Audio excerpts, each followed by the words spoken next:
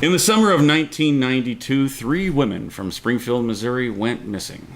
Now, 26 years later, we are no closer to finding them than we were back then. We're going to tackle this unsolved mystery with some theories of our own today on the show.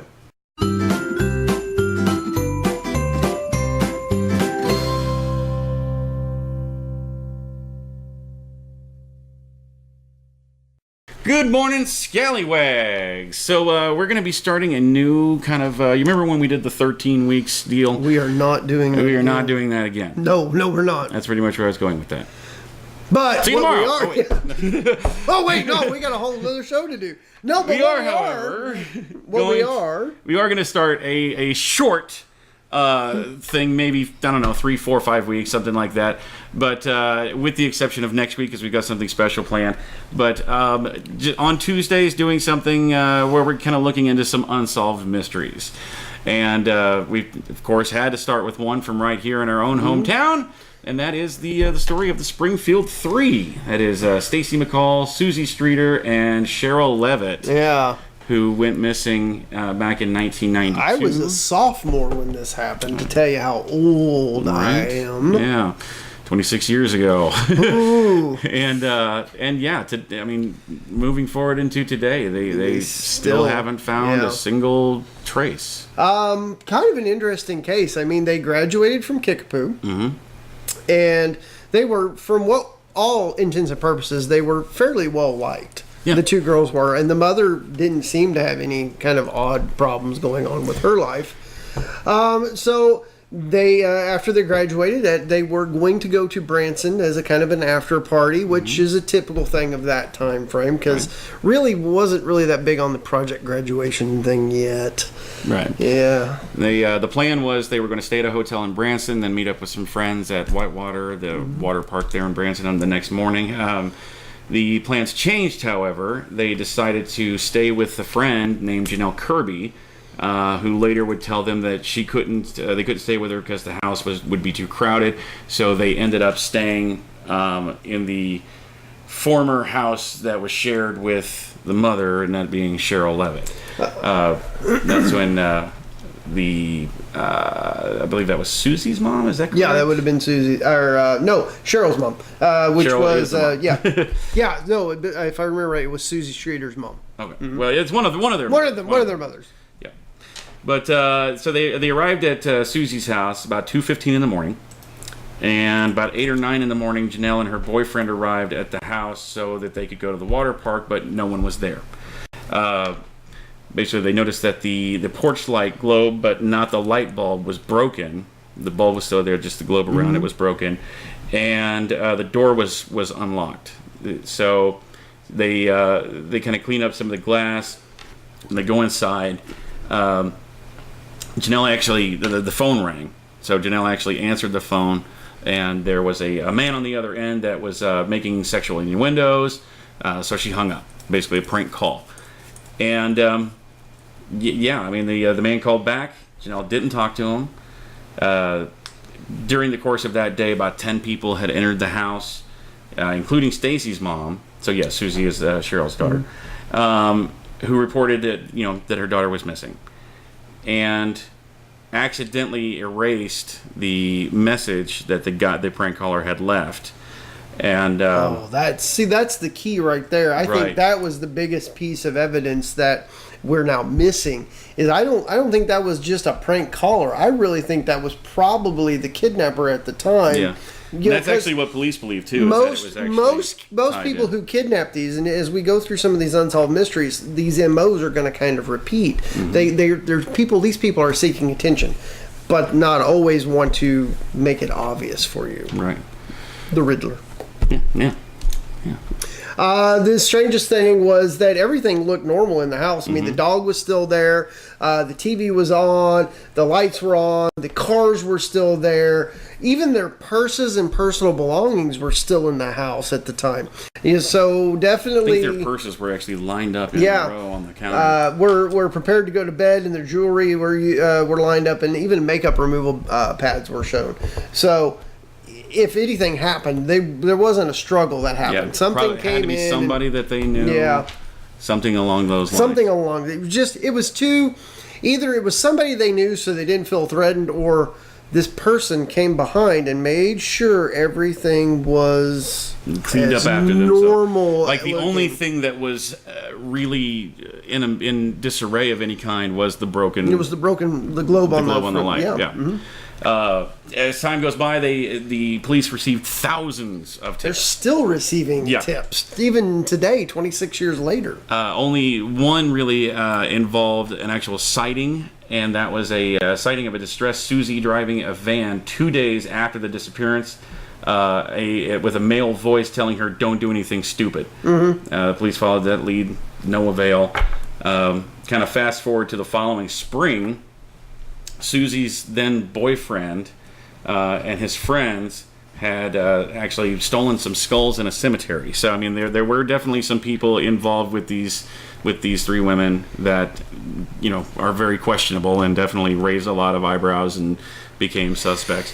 After the women went missing, the friend tried to sell some of the gold fillings found in the skulls to a local pawn shop because that's smart. Yeah, that's real smart. Yeah.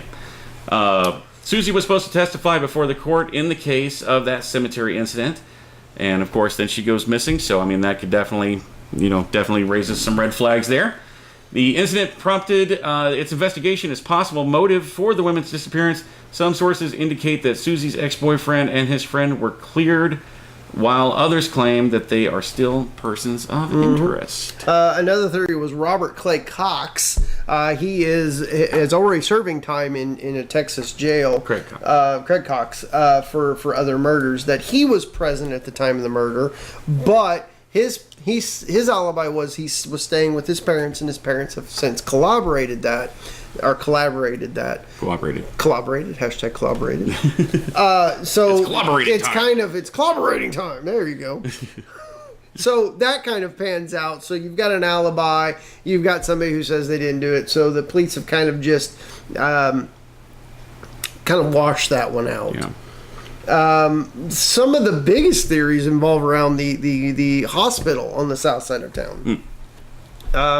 And we want to touch into that real quick. Let me see if I can find it. The Cox South parking garage has been notated as quite a interesting spot. The general contractor and the engineer who designed and built it, back in 2010, somewhere around there, they actually came and did x-ray, ground penetrating x-ray. And he said some of the anomalies under the concrete were consistent with what he had seen in cemeteries. But the Springfield Police Department has yet to act upon that. Huh.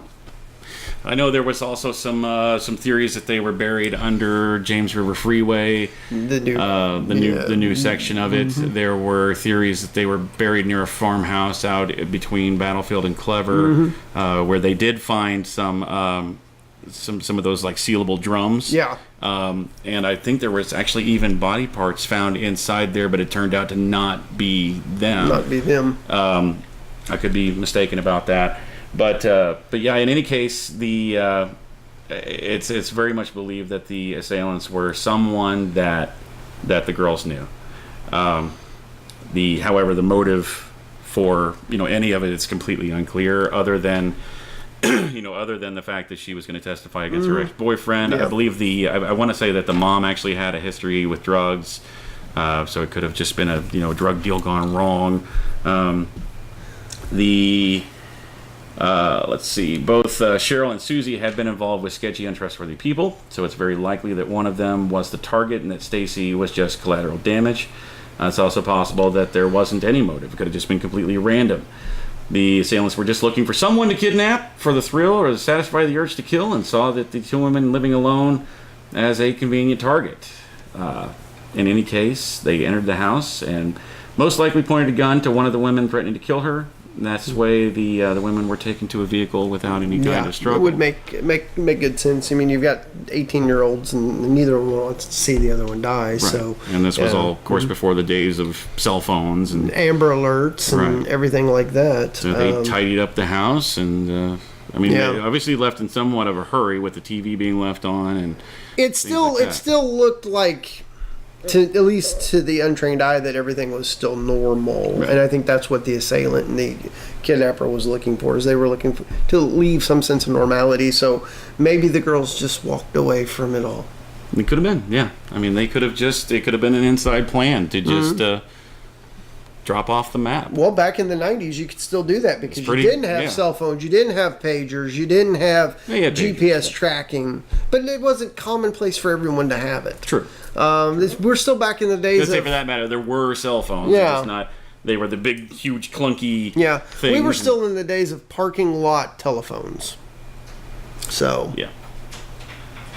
So, but yeah, that's just kind of the first entry in a new series that we're going to be doing here over the next few weeks. So if there's anything you'd like us to touch upon, definitely drop it in the comments below. Yep. Continue to like, share, comment, and subscribe on YouTube. Indeed. Push to 300. Yes. And as long as you're checking out the social media, that being Facebook, Instagram, and Twitter, make sure you stop by right there on our Facebook page.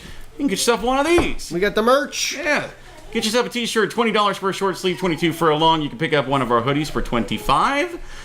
You can get a vast array of colors. That's color of the shirt and color of the text.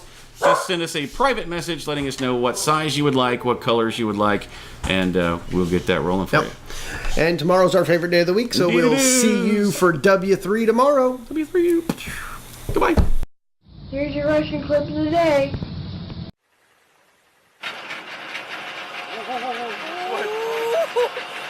Все, хватит. Где ж у нас машины-то будут ездить? Я вообще не понимаю. Это пиздец, нахуй. Это вообще ужас. Hey guys, thanks for watching that video. We hope you enjoyed it. Yeah, and if you liked what you see, go ahead and click on our faces to go ahead and subscribe to get all of our Monday through Friday stuff. Indeed, and here's a couple of links down below that you can follow to watch more shows like it. Tons of great content right here at Scallywag Productions. We'll see you tomorrow.